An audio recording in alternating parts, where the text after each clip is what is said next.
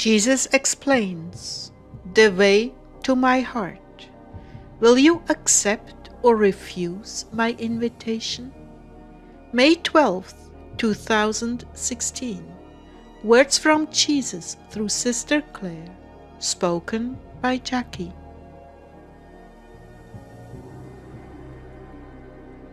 Clare began. The Lord continues to draw us, dear Heartdwellers. He is hungry for our company and is again showing us the way to His heart. So when we began our time together, I said, "Oh, thank you, Lord, for touching my heart so sweetly."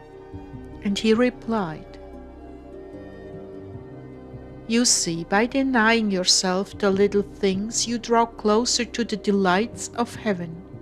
It only takes a little effort, Clare, a little agreement, and the sweetness of my presence and our love is filled with the fresh fragrance of devotion."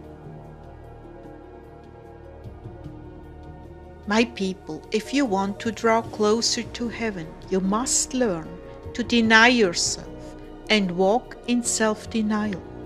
You cannot continue to feed the flesh and expect eternal rewards, for the flesh is in opposition to the Spirit, and one cancels out the power of the other. So, if you want closer encounters with me and with heaven, deny yourselves some choice morsel and come into my presence stronger in resolve than ever. I'm not an easy catch. My royal dignity does not allow for me to be an easy catch.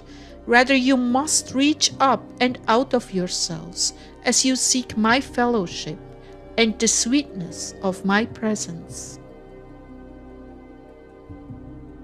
What price are you willing to pay, my beloved ones? What are you willing to deny yourself for me? The rich young ruler had done all the law commanded, but his heart was still with his possessions and future inheritance. The idea of disappointing his father was also something he could not even fathom, a slap in the face for his father's years of planning and toil. Yes, relatives and security will keep you from your highest calling if you allow them to. I called him, but fear of the unknown and being stripped naked of all human dignity to become an itinerant disciple of a questionable teacher, looked down upon by the scribes and Pharisees. Well, that was just too much. All in one fell swoop. He would lose his family, who would call him a madman, and be condemned by the highly respected and corrupt Pharisees. Overnight, he would go from riches to rags, a man with a future to a man of shame, a man of means leveled to the status of a common beggar. Oh no, he could not possibly wear that crown of scorns that all my apostles were offered. Truly, it's not the poverty alone that causes a soul to refuse my invitation. It is the stigma of poverty and the way you are looked upon daily when you reduce yourself to the status of a beggar and live solely on alms given even by women. So many find their self-worth in their possessions. When those are stripped, they feel that even their dignity has been stripped. As I've told you many times before, no man is worth more than the price I paid on Calvary for them. Each and every one cost me the very life's blood of my body. Therefore, the rich and the poor are of equal value in my kingdom. This is something that does not become apparent to most until after they die, and then they see their nakedness before me. Accumulations of wealth, status, and accomplishment fade like the morning mist, and what is left is the stark reality. What did you do for others? Did you learn how to give? Did you learn how to love? It is a very difficult decision to leave the world in order to follow me. So many ramifications. My disciples were head over heels in love with me. They made that choice without hesitation. Claire struggled over this decision. She missed my first call, but I gave her a dream in which I said I will call again. And the second time she decided for me. The rewards were literally out of this world, but the scorn and contempt that accompanied it was very much like what my disciples endured as they set out after my ascension. I felt the Lord was prompting me to break in and share something with you. At the risk of boring the old-timers on this channel, I will share briefly what happened. This was the second call. The link to the story of the first call, What is Your Price, is below this video on YouTube, and it is also linked at the end of this video. My husband at the time was in the University of Maryland School of Public Affairs, and we were supported by his parents. He had trouble with one professor after about a year and was put on probation. Truly, this was an act of God. I had been living the Christian cultural dream, lovely 3-story antique house in the old section of Annapolis, a fireplace in every room on the ground floor, 150-year-old antique floors, and beautiful wooden cabinets in a very large kitchen with a fireplace, and a backyard that buttled against the oldest and most distinguished estate in Annapolis. We were going to a very upscale church in D.C., pastored by an Oxford-educated man who was a joy to be around and had very sound Christian teachings. We looked like the perfect, upwardly mobile family. Very well dressed, new car, fashionable house, and perfectly unhappy. I couldn't put my finger on it.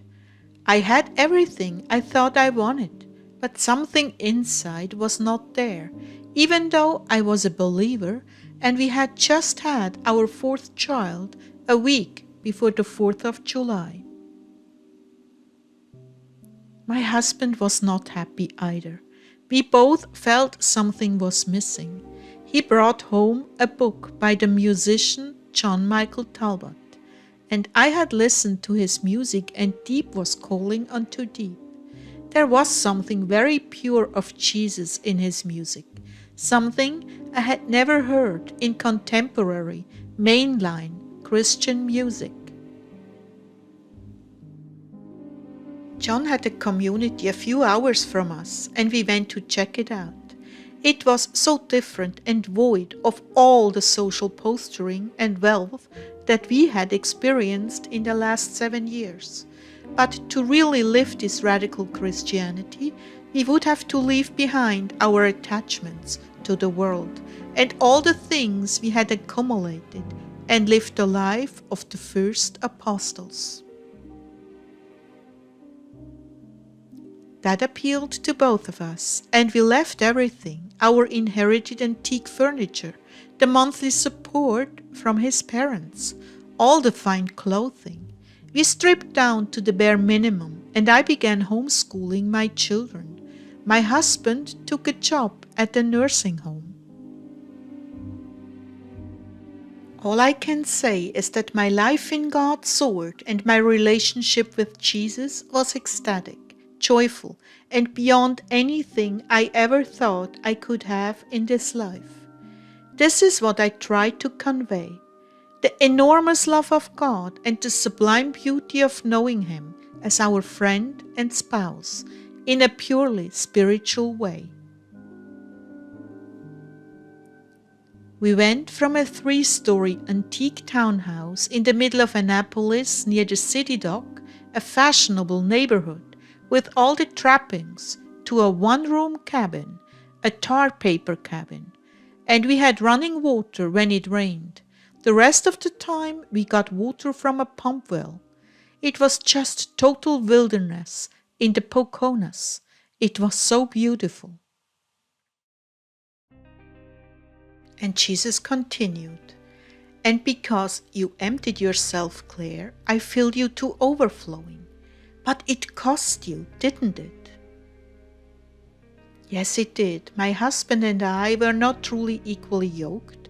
He was not really in the same place. He couldn't live through the persecution we got for living so simply, so he left us, and I became a single parent with 4 children, ages 3 to 11. Yes, it was hard. I cleaned houses for a living, but I was very joyful because Jesus was my spouse.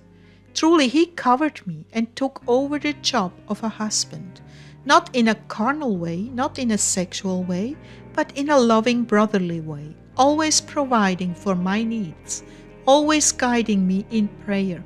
And later, he introduced me to Ezekiel, who had the identical calling on his life, but he too had struggled with leaving everything behind. Together we found a path free from denominational fetters that is very much like the first century Christians lived in Antioch. We immersed ourselves in the work of serving and live only on providence, knowing what it is to be in need and knowing what it is to have plenty. Jesus continued, "I'm here for the taking. Not all are called out of society into a radical Christian life, but all are called to be radical lovers of me and forsake themselves in all things. Those who would keep their lives will lose them, but those who give up their lives for me shall indeed find them." I bless you now that you will hearken to my still small voice in your soul, and step by step give up those things that hinder the deep intimacy I have called you to. I will indeed fill you to overflowing as you forsake yourself in all things.